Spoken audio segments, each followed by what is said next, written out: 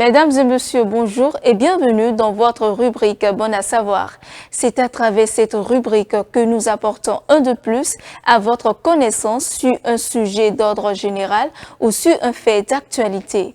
Aujourd'hui, intéressons-nous à la vie d'une personnalité qui est au rang de l'exécutif au Sénégal. Il n'est plus à présenter, il s'agit bien évidemment de Bassirou Diomaye Faye. Dans ce numéro de Bon à savoir, nous allons décrire son parcours. Bassirou Diomaye Faye est né en 1980 à Diaganiao, dans le département de Mbour. Issu d'une famille modeste, celui qui est d'orné largement vainqueur du scrutin présidentiel du 24 mars est un pur produit de l'école sénégalaise. Après son baccalauréat obtenu en 2000 au lycée Demba Diop de Mbour, Bassirou Diomaye Faye s'inscrit à la faculté de droit de l'université Cheikh Anta Diop de Dakar. En 2004, 3 mois après avoir obtenu sa maîtrise, Bassirou Diomaye Faye est admis à l'École nationale d'administration. Il en sort diplômé 3 années plus tard, en 2007, et rejoint la Direction générale des impôts et domaines. C'est là-bas qu'il fera connaissance avec Ousmane Sonko, ce polygame marié à 2 femmes qui ne se voyait pas faire la politique et pourtant l'un des architectes du PASTEF, parti qu'il a cofondé avec Ousmane Sonko. Il a coécrit les thèses de cette jeune formation politique qui est en passe de le porter à la fonction suprême.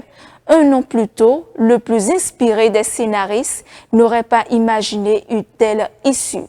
Il a d'abord été secrétaire général du syndicat autonome des agents des impôts et domaines avant d'être secrétaire général du PASTEF, patriote africain du Sénégal pour le travail, l'éthique et la fraternité, et donc potentiel successeur de Ousmane Sonko. Bassirou Diomaye Faye avait été interpellé et placé en garde à vue dans la soirée du 14 avril 2023, puis placé sous mandat de dépôt le 18 avril pour acte de nature à compromettre à la paix publique, outrage à magistrat et diffamation à l'encontre d'un corps constitué à la suite de la publication d'un post sur les réseaux sociaux où il critiquait le comportement de certains magistrats, ce qui lui a valu 11 mois de détention alors qu'il n'avait pas encore été jugé ni condamné. À la faveur d'une amnistie générale accordée aux détenus politiques, il sera libéré avec Sonko le 14 mars 2024.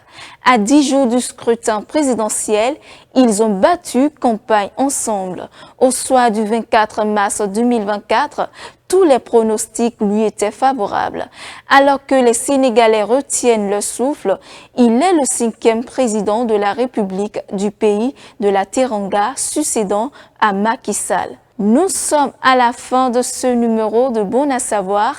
Merci, mesdames et messieurs, de nous avoir suivis et portez-vous bien.